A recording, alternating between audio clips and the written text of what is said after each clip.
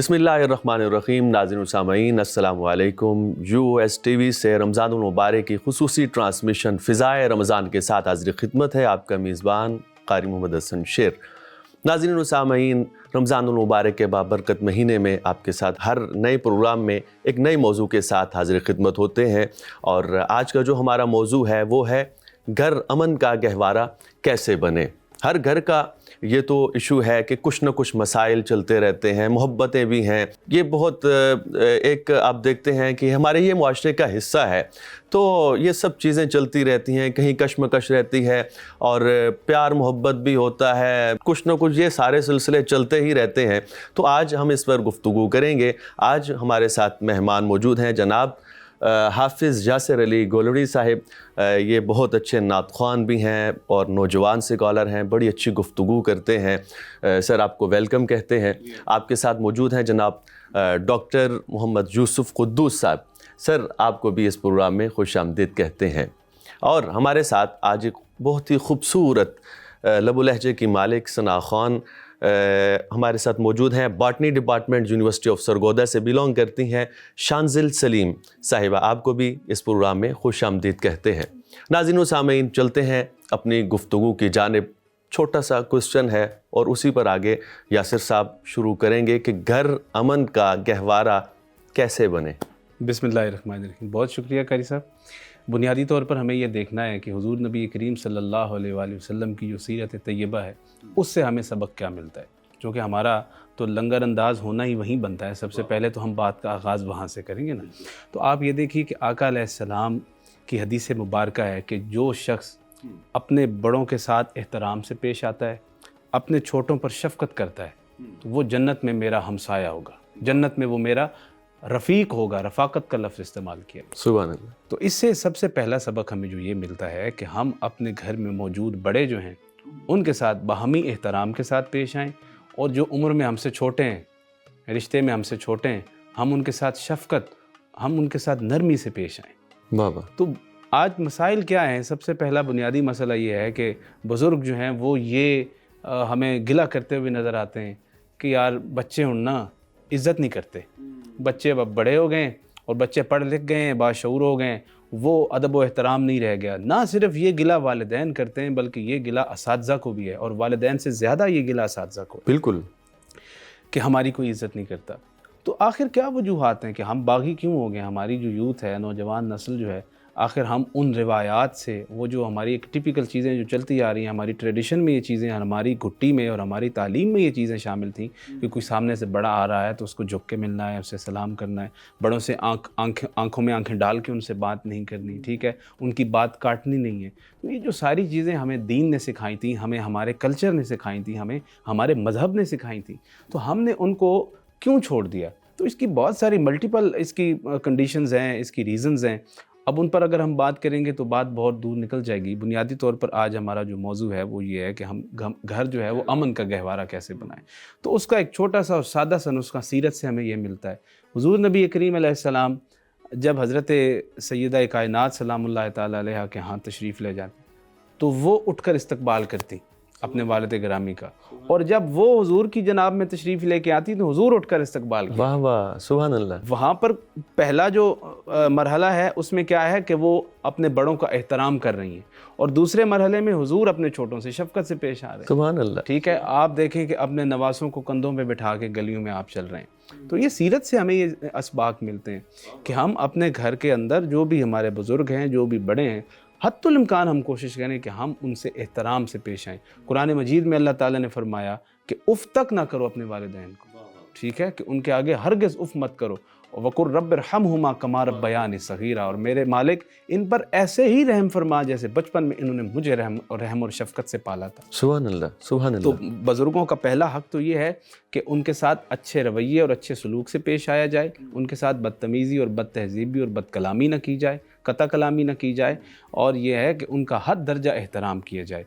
दूसरा जो उसूल है घर अमन का गहवारा कैसे बने, वो ये है कि आपके जो छोटे बहन भाई हैं आप उनके लिए बाप का दर्जा रखते हैं। जो बड़ा भाई होता है वो बाप का कायम मकाम होता है, वो अपने बाप का नायब होता है।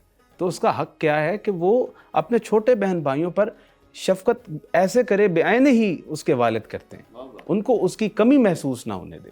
کسی سے کوئی لغزش، کوئی خطا، کوئی غلطی ہوئی ہے تو درگزر کرے. ٹالرنس جو ہے وہ انتہائی ضروری ہے ہمارے گھریلو رشتوں میں. آخر آج ہمارے گھروں میں ناچاکیاں کیوں ہیں؟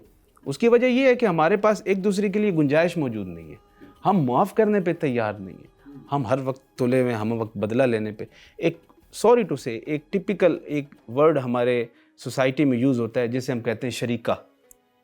یہ ہمارے گھریلو امن کا سب سے بڑا دشمن ہے. رشتہ داروں کے ساتھ جو ہماری ایک تکرار چلتی ہے نا، ازلی تکرار چلتی ہوئی آ رہی، وہ ہمیں نسل در نسل، جنریشن ٹو جنریشن جو ہے وہ جینیٹیکلی وہ ہمارے اندر وہ اس کے جراثیم بھرے ہوئے ہیں. بالکل. کیوں؟ ہم جب بچپن میں تھے ہم نے دیکھا کہ ہمارے گھروں میں رشتہ داروں کے متعلق باتیں ہو رہی ہیں، فلاں نے یہ کیا تھا، فلاں نے وہ زیادتی کی تھی. اب جو نیگیٹیوٹی ہمارے دماغ میں ان رشتہ داروں کو لے کے بھر گئی ہے سر، اب ان کو کوئی ختم نہیں کر سکتا. اب وہ سونے کے بھی بن کے آ جائیں گے نا، آپ ان کا احترام اور ادب نہیں کریں گے. تو چاہیے یہ بطور والدین سب سے پہلی ذمہ داری یہ ہے کہ آپ کے جو جھگڑے اور جو مسائل اپنے رشتہ داروں کے ساتھ تھے، خدا را ان کو خود تک رکھیں. یہ آگ اپنے بچوں کے اندر مت بھریں، وگرنہ کیا ہوگا کہ آپ تو اس دنیا سے چلے جائیں گے، وہ بعد میں ان سے لڑتے جھگڑتے رہیں گے اور کبھی بھی نہ خود امن سے بیٹھیں گے اور نہ کسی کو امن سے بیٹھنے دیں گے اور نہ کبھی دوسروں کا وہ احترام کریں گے. تو یہ جو ہمارے گھریلو جھگڑے ہیں آپس کے رشتہ داروں کے ساتھ، اور یہ فطری عمل ہے، یہ ہوتا ہے، ہر جگہ ہوتا ہے. اول تو کوشش کریں کہ ہم اس سے اوائڈ کریں. اگر اوائڈ کریں گے تو ہم شوگر سے، بلڈ پریشر سے بچ جائیں گے اور ہماری طبعی عمر میں بھی اضافہ ہوگا. وگرنہ لڑتے جھگڑنے سے آپ بہت جلد جو ہے اپنا رخت سفر باندھیں گے اور یہاں سے تشریف لے جائیں گے. تو اب وہ جو جھگڑے اور وہ جو لڑائیاں ہیں ان کو خود تک محدود رکھیں. اپنے بچوں کو ہمیشہ پازیٹیوٹی سکھائیں کہ بیٹا وہ آپ کے چچا ہیں، وہ آپ کے ماموں ہیں، وہ آپ کے بڑے ہیں، جو بھی معاملہ تھا وہ ہمارے ساتھ تھا، اس کے جواب دار ہم ہیں، آپ نہیں ہیں. آپ ان کو اسی طرح ادب اور احترام سے ملیں گے جس طرح آپ کا حق ہے کہ آپ اس کو ملیں. اور بڑوں کا بھی کام یہی ہے کہ اگر آپ کے سامنے کوئی بھتیجا آ گیا، کوئی بھانجا آ گیا، اگر آپ اپنی بہن سے آپ کی قطع تعلقی ہے یا اپنے بھائی سے، لیکن ان کے بچوں کے ساتھ ایسے ہی پیش آئیں جیسے آپ کے اپنے سگے واہ بچے، واہ واہ، تو کیسے نہ گھر امن کا گہوارہ. زبردست زبردست، کمال. ناظرین و سامعین، جیسا کہ ہمارا آج کا موضوع ہے کہ گھر امن کا گہوارہ کیسے بنے. ایک گھر ہے تو گھر میں کوئی صرف والدین نہیں ہوتے، بلکہ اس گھر میں والدین کے ساتھ آپ کے بچے بھی ہیں، اور بچوں میں پھر بیٹے ہیں، ایک طرف بیٹیاں ہیں، اور پھر صرف گھر وہیں تک محدود نہیں رہ جاتا، بلکہ آپ کے ننیال بھی ہیں اور ددیال بھی ہیں، اور آپ نے دونوں فیملیز کو دیکھنا ہے. اور پھر گھر میں کلیشز جو چلتے ہیں وہ زیادہ تر یہ بھی دیکھا گیا ہے کہ والد جو ہے وہ اس کی والدہ کے جو پیچھے ماں باپ ہیں ان کے ساتھ وہ بچوں کو نہیں ملواتا، ان کے ساتھ تعلق نہیں رکھتے، اور اسی طرح والدہ جو ہے وہ ان کے خلاف متنفر کرتی ہے. بلکہ ان میں یہ بڑی ایک کامن چیز میں نے دیکھی ہے. تو اس چیز کو کم کرنے کی ضرورت ہے. اگر والد ہے تو وہ بچوں کو سکھائے کہ آپ نے اپنی والدہ کا احترام کرنا ہے، اپنی والدہ کے جو والدین ہیں ان کا احترام کرنا ہے، اور والدہ بھی اسی طرح اپنے جو شوہر ہیں ان کے بارے میں بچوں کو بتائے کہ بیٹا یہ آپ کا باپ ہے، آپ نے اس کے ساتھ ایسے سلوک کرنا ہے، آپ نے ادب کرنا ہے، احترام کرنا ہے، اور ان کے والدین کے ساتھ بھی آپ نے اسی طرح سے احترام کرنا ہے. یہ بڑے امی ہے، یہ بڑے ابو ہیں، دادا دادی تو وہ واقعی بڑے امی اور ابو ہیں. تو ان کے ساتھ، ایک گھر کے ساتھ جتنے بھی آپ کے ریلیٹیوز آپ کے ساتھ ایسوسیٹ ہیں، آپ کے چاچو ہیں، ماموں ہیں، بہن بھائی ہیں، ان سب کے ساتھ جب آپ اس چیز کو ایسوسیٹ کریں گے تو پھر ان سب چیزوں کا حل نکلے گا. جیسے کہ یاسر صاحب بھی ابھی فرما رہے تھے کہ چاچو کے بیٹے اگر بچے آتے ہیں آپ کے گھر میں، آپ نے ان کے ساتھ اچھے سلوک سے پیش آنا ہے. بے شک آپ ان کے ساتھ نہیں بولتے، مگر آپ نے بچوں کے ساتھ ویسے ہی رہنا ہے جیسے اپنے بچوں کے ساتھ رہتے ہیں. بچے تو سب کے سانجے ہوتے ہیں. یاسر صاحب، نیکسٹ کویسچن یہ ہے کہ یہ تو چلیں گھر کے معاملات ہیں، گھر میں تربیت ہونی ہے، بچوں کو تعلیم دلوانا کتنا ضروری ہے؟ اگر تعلیم نہیں ہوگی، ان پڑھ بچے ہوں گے، ان ایجوکیٹڈ ہوں گے، تو کیا اس کی وجہ سے بھی کچھ مسائل کا سامنا کرنا پڑ سکتا ہے ہمیں آنے والے وقتوں میں؟ بہت اچھا سوال ہے آپ کا، اور بہت اہم بھی ہے، وقت کی ضرورت بھی ہے. لیکن تعلیم کے بغیر تو انسان کسی کھاتے کا نہیں. اقرأ بسم ربک الذی خلق، خلق الانسان من علق، اقرأ وربک الاکرم. یعنی علم کا ایک مقام ہے، اور عالم اور جاہل جو ہیں وہ ہرگز برابر نہیں ہیں. ٹھیک ہے، اور آقا علیہ السلام کی احادیث اس پر دلالت کرتی ہیں کہ آپ علم حاصل کریں. ماں کی اطلب العلم من المہدی الی اللحد، کہ آپ ماں کی گود سے لے کے قبر تک آپ علم حاصل کریں. تو ماں کی گود بنیادی طور پر سب سے پہلی، جیسے کہ ہم جانتے ہیں، درسگاہ ہے.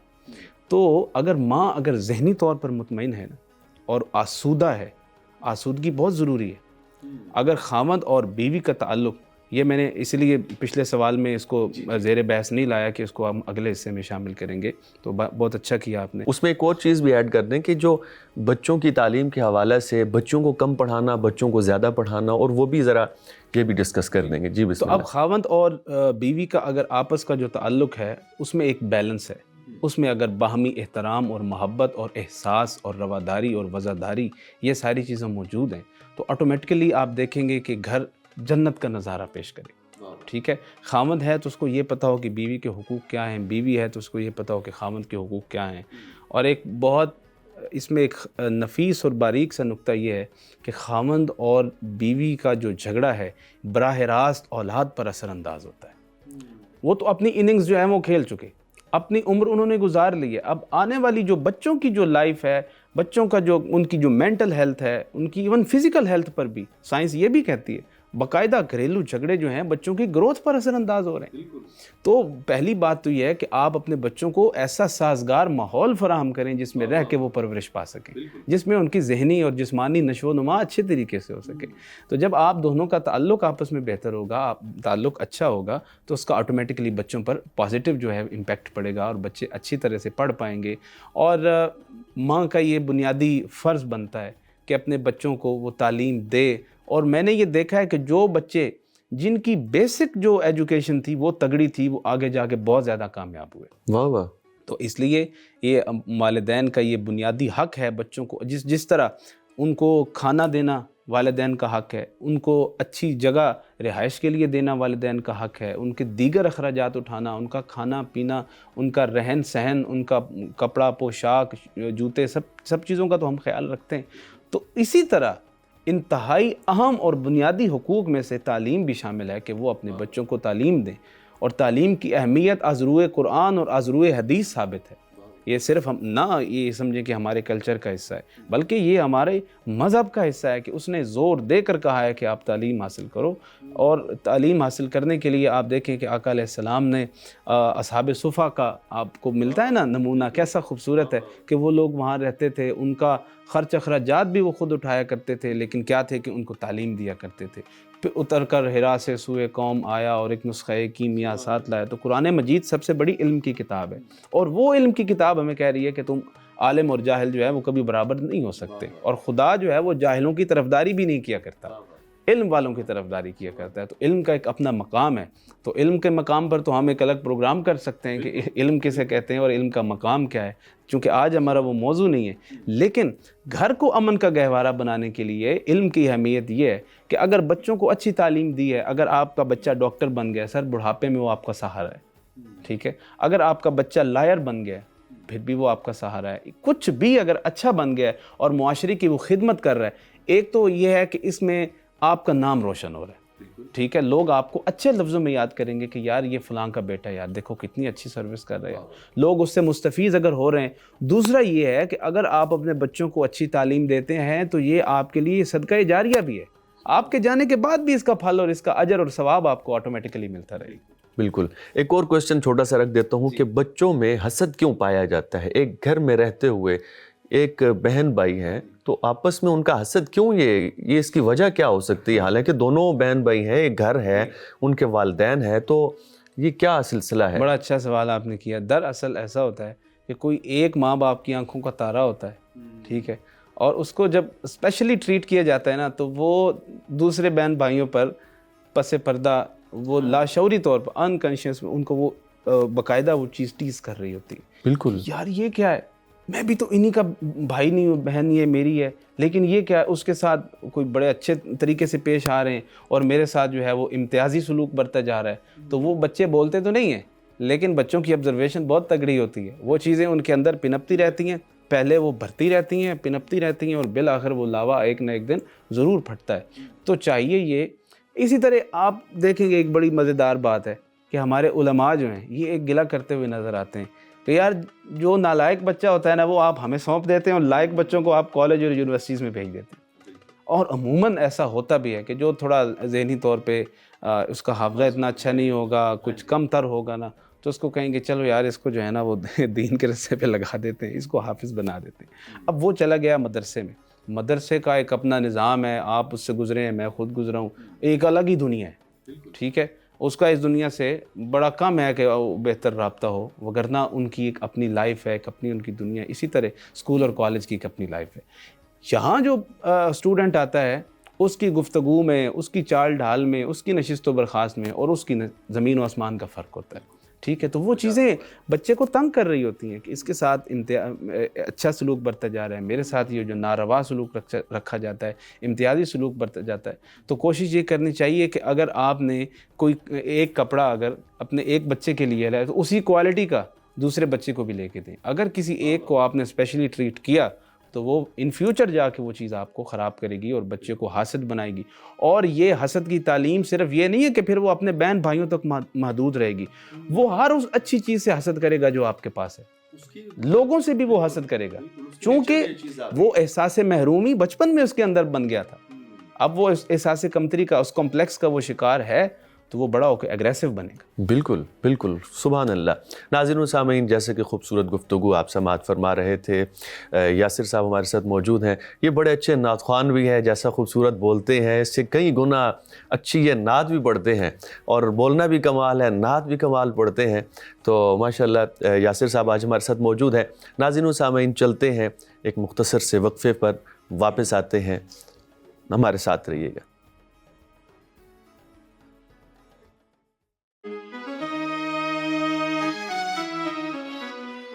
ناظرین و سامعین, السلام علیکم. یو ایس ٹی وی کی خصوصی نشریات فضائے رمضان میں آپ کو خوش آمدید. خوش الحان طلبہ و طالبات کے لیے خوشخبری, جو بھی خوش الحان ثناءخوان ہمیں اپنی 2 منٹ کی ویڈیو سینڈ کریں گے, ہاریزنٹل ویڈیو آپ نے سینڈ کرنی ہے اور آپ کی ویڈیو اس پروگرام میں شامل کی جائے گی.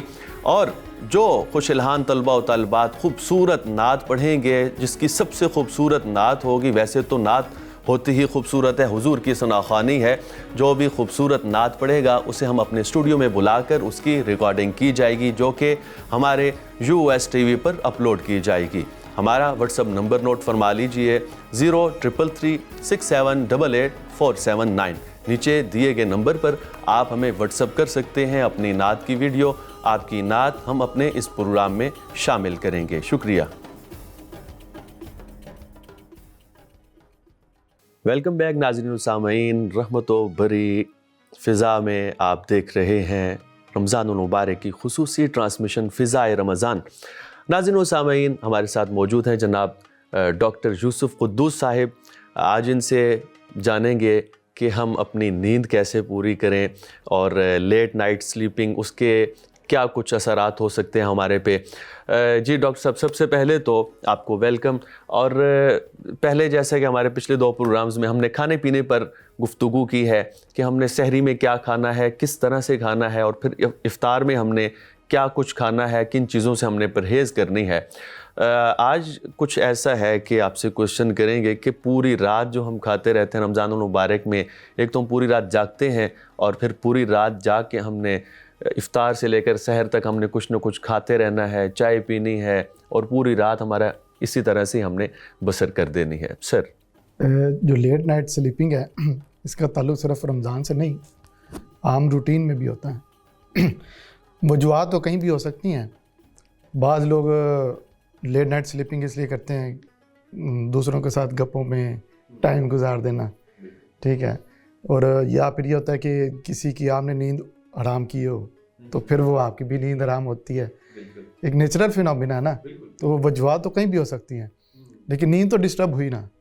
اب نیند جب ڈسٹرب ہونی ہے تو اس کا مطلب یہ ہے کہ آپ نے نیچرل جو فینومینا ہے, جو قدرتی ایک ٹائم اللہ نے سیٹ کیا ہوا, آپ نے اس کو ڈسٹرب کر دیا. یہ بات ذہن میں رکھیے گا کہ جب بھی کوئی نیچرل پروسیس ڈسٹرب ہوگا تو اس کے سائیڈ ایفیکٹ آپ کے سامنے آئیں گے. نیچرل پروسیس سے کیا مراد کہ وہ سسٹم جو اللہ پاک نے بنایا اور آپ صلی اللہ علیہ وسلم نے ہمیں وہ بتایا. تو اب نیند کا جو ایک پروسیس ہے وہ بھی اسی طرح ہی ہے. اب 24 گھنٹے ہوتے ہیں, ٹھیک ہے, جس میں سے 8 گھنٹے نیند کا پورا کرنا وہ بھی بہت ضروری ہے. بہتر سب سے یہ ہوتا ہے کہ آپ عشاء کی نماز پڑھ کے آئیں. یہ ویسے گاؤں میں اکثر میں رواج ہے, شہروں میں تو یہ بالکل ڈسٹرب ہے. عشاء کی نماز پڑھ کے آئیں, آنے کے بعد آپ سو جائیں, ٹھیک ہے, اور جس طرح آج کے تقریباً 10 بج جائیں گے وہ آپ سو جائیں, اور صبح پھر فجر کے ٹائم اٹھ جائیں. ان کا تو دیہاتوں میں آپ نے دیکھا ہے کہ ان کا تو کھانے پینے کا ہی بڑا اچھا اہتمام ہوتا ہے. مغرب کے فوراً بعد وہ کہتے ہیں کھانا بس ریڈی ہو, کھانا اور اس کے بعد بس وہ ان کو ٹائم مل جاتا ہے ایک. جب تک اپنے 24 آورس کو نا آپ مینیج نہیں کریں گے نا تو آپ مینٹلی اور فزیکلی ڈسٹرب رہیں گے. اب اس ایک ڈسٹربنس جب آپ لیٹ نائٹ سلیپنگ ہے نا تو اس کی وجہ سے اب آپ کی پوری باڈی پہ وہ افیکٹ کرتا ہے. اب اللہ پاک نے آپ کی باڈی کے اندر ایک سسٹم بنایا ہوا, اس کو ہم کہتے ہیں سرکارڈین ریدمز. یہ سرکارڈین ریدمز ایک ایسا سسٹم ہے جو باڈی کے اندر نیچرلی کلاک سسٹم ہے, اور اس کا جو تعلق ہے وہ آپ کی جو روشنی اور اندھیرے کے ساتھ ڈائریکٹ پروپورشنل ہے, لنک ہے اس کا ڈائریکٹ. اب وہ کیا ہوتا ہے کہ جب آپ نے روشنی میں جو آپ کام کر رہے ہوتے ہیں تو یہ جو سسٹم ہے کلاک سسٹم, یہ باڈی کے اندر جتنی بھی آرگنز ہیں ان میں ایک اپنی ورکنگ کرواتا ہے تاکہ وہ باڈی کا آرگن میں نارمل ایکٹیویٹیز چل رہی ہوں. اگر رات کا ٹائم شروع ہو جاتا ہے اندھیرا تو پھر اس کی جو ایکٹیویٹیز ہوتی ہے وہ ڈیفرنٹ ہو جاتی ہیں. تو اب آپ جب رات کے ٹائم آپ ٹائم پہ نہیں سوتے اور آپ جاگنے لگ جاتے ہیں تو یہ بھی یاد رکھیں کہ باڈی کے جتنے آرگنز ہیں ان آرگنز کی یہ جو رات کا ٹائم ہوتا ہے نا, اس ہر ٹائم میں ڈفرینٹ ٹائمز ہوتے ہیں ڈفرینٹ آرگنز کی امیونٹی ایکٹیو ہونے کے, ہر آرگنز کی. جب آپ سارا دن کام کر کے تھک جاتے ہیں تو آپ رات کو سو جاتے ہیں نا, تو باڈی بھی سارا دن تو کام کرتی رہتی ہے. تو باڈی جو رات کے پھر مختلف پہلوؤں میں ان کی امیونٹی ہے وہ اسٹرانگ ہونا شروع ہو جاتی ہے, ایکٹیو ہوتی ہے. تو یہ جو آپ کا کلاک سسٹم ہے باڈی کے اندر, یہ اگر آپ کا ڈسٹرب ہو گیا تو اس کا مطلب یہ ہے کہ باڈی کے بہت سارے آرگنز آپ کے ڈسٹرب ہو جاتے ہیں. مثال کے طور پہ آپ کا گیسٹرو انٹسٹائنل فنکشن ہے. آپ جب خوراک کھاتے ہیں تو آپ کی باڈی کے اندر جب یہ سٹمک میں انٹسٹائن میں جاتی ہے تو یہاں پہ پیرسٹالسس موومنٹ ہوتی ہے. آپ آبزرو کر سکتے ہیں, آپ لیٹ جائیں, یہ اپنے سٹمک کو یا آنتوں کو تھوڑا سا پریس کریں, پھر آپ کو اندر نا وائبریشن ٹائپ محسوس ہوگی. یہ بھی اللہ کی ایک بڑی نعمت ہے, یہ ڈائجیشن کو بہتر کرنے میں بڑا ہیلپ کرتی ہے. تو یہ ایکٹیو کب ہوتی ہے؟ جب آپ کا یہ جو کلاک سسٹم ہے سرکارڈین ریدمز, یہ آپ کے اس سسٹم کو ایکٹیو کرتا ہے اور اس کی وجہ سے پھر آپ کی ڈائجیشنس بہتر ہونا شروع ہوتی ہے. اب آپ کا جو کلاک سسٹم بھی ڈسٹرب ہو گیا, ٹھیک ہے, تو آپ ٹائم پہ نہیں سوئے تو نتیجہ یہ نکلنا ہے کہ آپ کی یہ جو گیسٹرو انٹسٹائنل پرابلم ہے ڈسٹرب ہو جائیں گی. پھر گیسٹرک جوس آپ کے گیسٹرک ہارمونز آپ کے سیکریٹ ہوتے ہیں جو آپ کی باڈی کے جو ایکٹیویٹیز ہیں یہ ڈائجیشنس والی اس کو سٹیمولیٹ کرتے ہیں. تو اس میں جس طرح گیسٹرین ہے ایک ہارمون, سیکریٹنز ہیں, یہ ہارمونز ہیں, یہ ریلیز ہوتے ہیں. اب یہ کیا کرتے ہیں کہ جب آپ کا یہ کلاک سسٹم ایکٹیو ہوگا اور بہتر ہوگا تو پھر جب آپ یہ ہارمونز کو ریلیز کرواتا ہے, ریلیز کے بعد پھر یہ ہارمونز آگے جو ایسڈ اور جو بھی اس میں جوسز ہوتے ہیں پھر ان کو سٹیمولیٹ کروا کے تو ان کو بتاتا ہے جی اب فوڈ آ چکی ہے تو اب آپ ایکٹیو ہو جائیں. تو اب جب یہی آپ کی نیند پوری نہیں ہوگی تو اس صورت میں پھر یہ آپ کو پرابلم فیس کرنا پڑیں گی.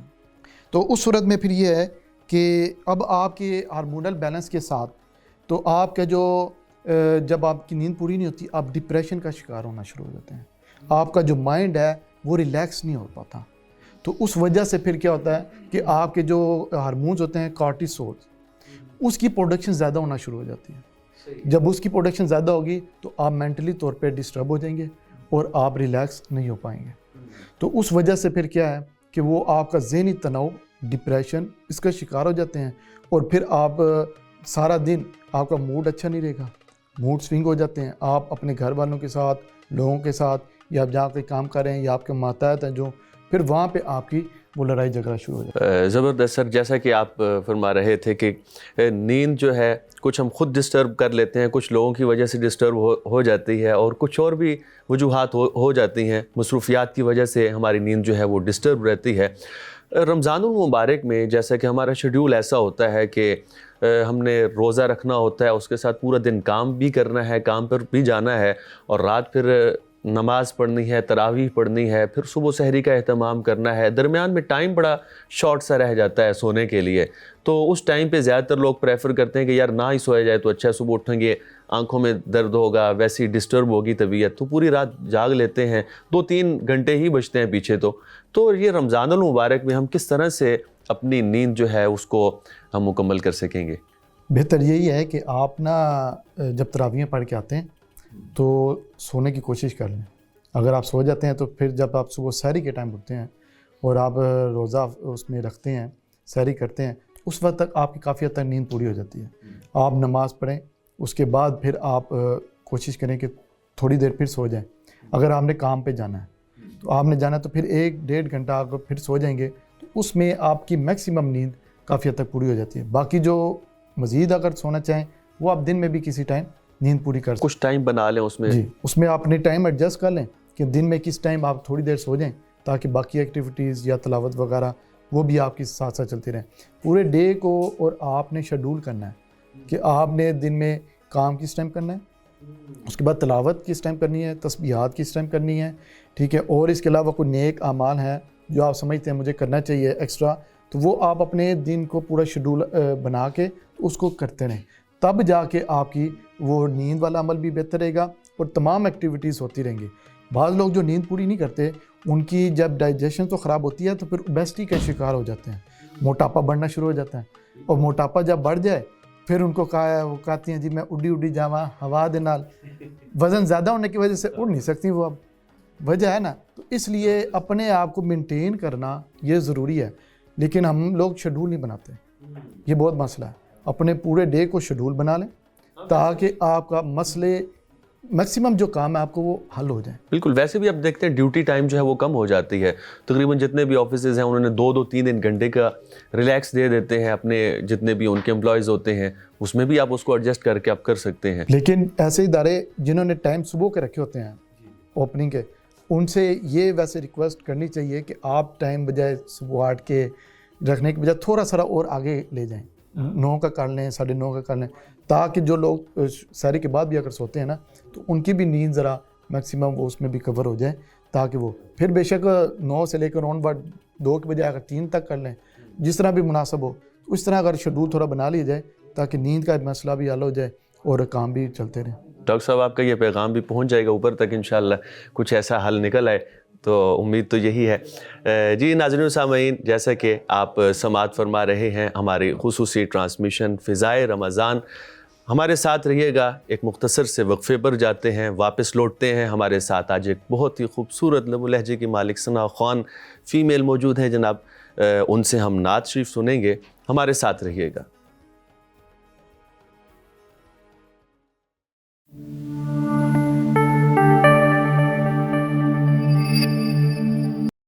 ویلکم بیک ناظرین و سامعین, فضائے رمضان کے ساتھ حاضر خدمت ہیں. چلتے ہیں نعت شریف کی جانب. ہمارے ساتھ آج موجود ہیں یونیورسٹی آف سرگودا کے باٹنی ڈپارٹمنٹ سے شانزل سلیم صاحبہ. آپ کی طرف بڑھتے ہیں اور نعت رسول مقبول صلی اللہ علیہ وآلہ وسلم سنتے ہیں. جی شانزل. میری جانب بھی ہو ایک نگاہ کرم, اے شفیع الورا خاتم الانبیاء. میری جانب بھی ہو ایک نگاہ کرم, اے شفیع الورا خاتم الانبیاء. آپ نور ازل, آپ شمس حرم, آپ شمس الضحیٰ خاتم الانبیاء. آپ ہیں حق نگر, آپ ہیں حق رساں, سدرۃ المنتہیٰ آپ کے زیر پا.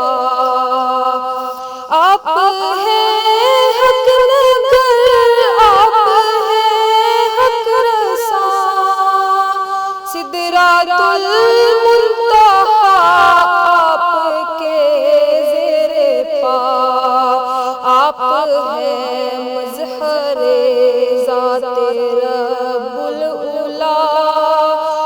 رہبر حق نما خاتم الانبیاء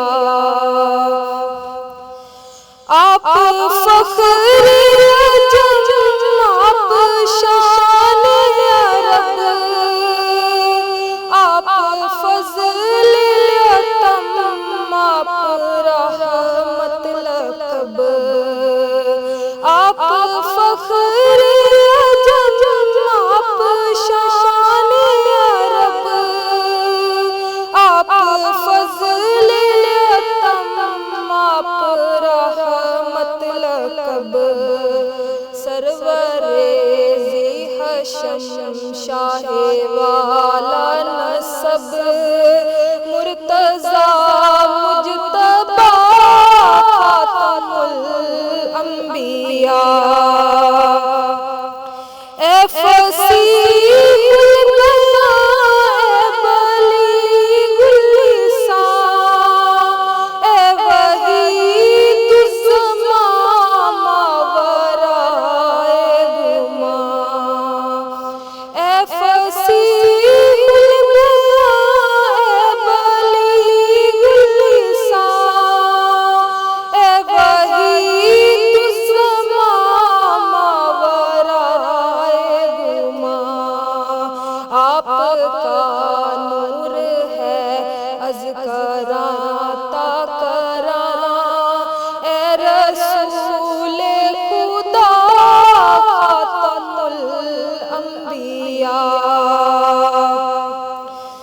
مرسل مرسلا سرور عرشیاں ہادی انس و جان مقبل مقبلاں